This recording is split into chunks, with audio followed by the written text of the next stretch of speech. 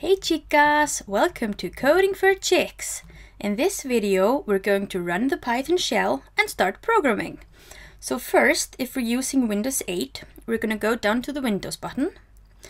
We're going to push the top magnifying glass and type idle. Then we can run the GUI and start programming. This is the Python shell. The good thing about it is that it's interactive, so it's going to evaluate everything you type instantly. And that's a very good way to learn because you will actually know what happens at the moment you do it. Let's start by having the shell print back the text we write. So first, let's write print, quotation marks, pony, close the quotation marks and press enter. Look, it writes pony back to us. Now let's try the same thing with single quotation marks. It does it again. In Python, you can choose whether you use double quotation marks or single quotation marks when defining a string. But what is a string? Well, the good way to say it is it's a sequence of characters. But the understandable way is to say that it's a text. Now let's define our first string variable. But first, what is a variable? If you know math, you've already worked a lot with variables, such as x and y. In computer science, we think of variables as something that can be varied or changed. For instance, we can define a variable we call myPony and give that variable the value pony as a string. Now you might think that nothing happened because nothing got printed out, but we didn't ask the shell to print anything out, we just asked it to define a variable. Now let's say, Mr. Shell, can you please print out the value of my pony?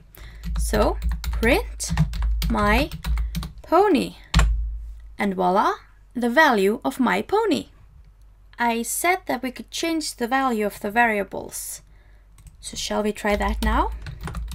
We're gonna use our old variable, my pony.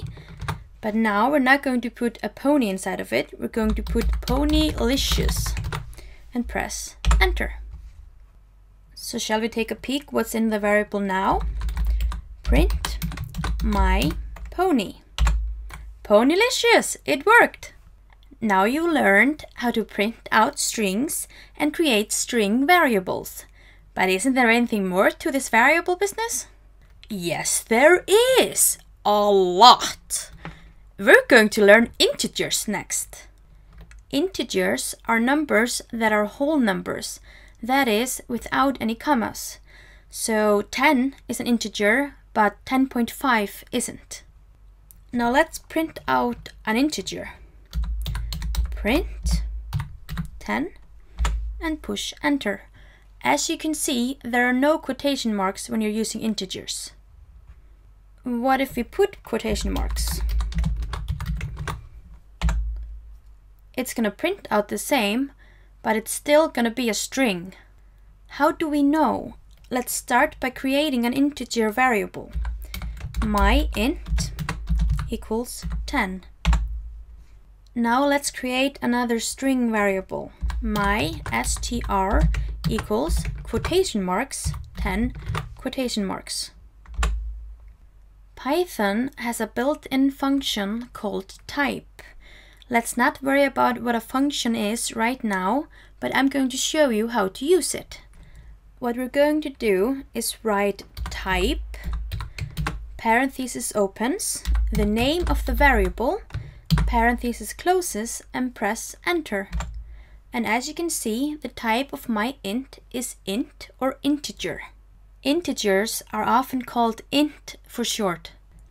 Now let's do the same for myStr. Type, parenthesis, myStr, and enter.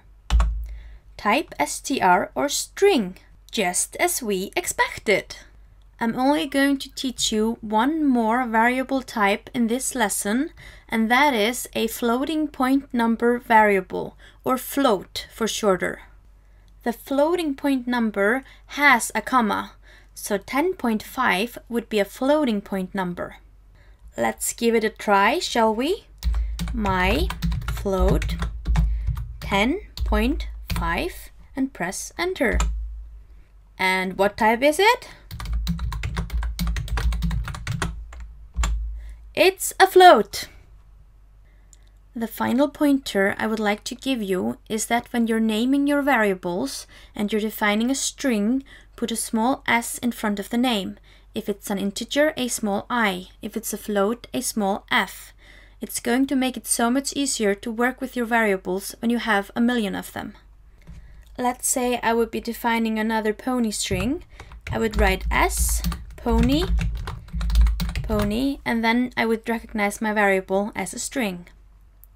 For more awesome coding, check out my other videos. Feel free to follow me on Twitter, like me on Facebook, or give me a comment down in the comment bar. Thank you for listening. This is Coding for Chicks.